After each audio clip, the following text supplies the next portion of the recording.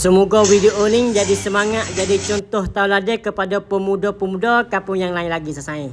Pakai baju seheh akhir-akhirnya saja juga sasai. Jadi cerita lagu mana sasai. Jadi hari ni saya tanggal 19 Minakum 2509 ni pihak pemuda tempat kami, pemuda Kampung Panai ada satu kegiatan yang terakhir dalam bulan puasa tahun 1447 Hijrah sasai.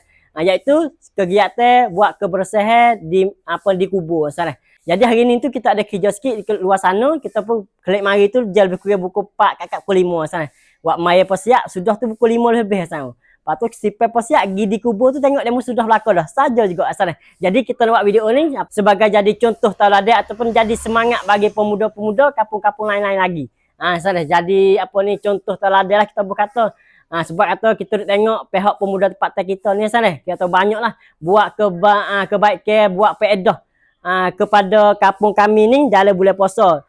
Bahkan dalam bulan lain juga ada juga kegiatan-kegiatan yang lain. Tapi nak tahu khususnya dalam bulan puasa ni banyak juga. Yang pertamanya kita tengok baru ni mula-mula tu buat samut teh anak yatim hak mari daripada sekolah tadika dalam mukim Sisakon.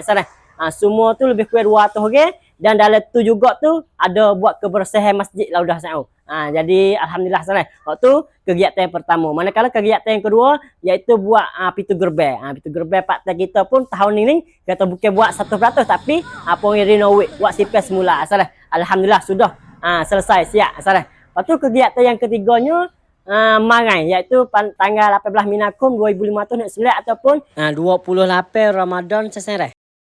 Buat apa ni buka puasa bersama pemuda-pemudi dan juga anak yatim sana capur 3 perkara. Jadi capur laku sana ada orang tua, ada dengan pemuda-pemudi dan juga anak yatim. Jadi mari berlaku. Alhamdulillah kata hari tu marai tu kata apa ni lebih banyak ramai orang sana, lebih hebat daripada hanya dulu lagi sana. Alhamdulillah. Ni adalah apa ni pernekatan sana adalah apa ni kemajuan dalam kampung kita dalam kerja kita sana. Lepas tu yang terakhirnya hari ni tanggal 19 Minakum 2509 ataupun hari yang ke-29 Ramadan sesenreh. Kalulah tengok anak bulan nampak malam ni esok kita akan raya sana.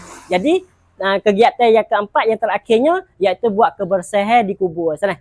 Tu adalah kegiatan hak pihak pemuda dan juga pemudi dalam kampung kami iaitu Kampung Panai sana. Jadi kita nak sapa benda ni untuk jadi contoh tauladan dan jadi semangat bagi kepada pemuda-pemuda yang lain lagi sana. Tempat atas sana tu ada macam ni dak, mari cuba komen mari.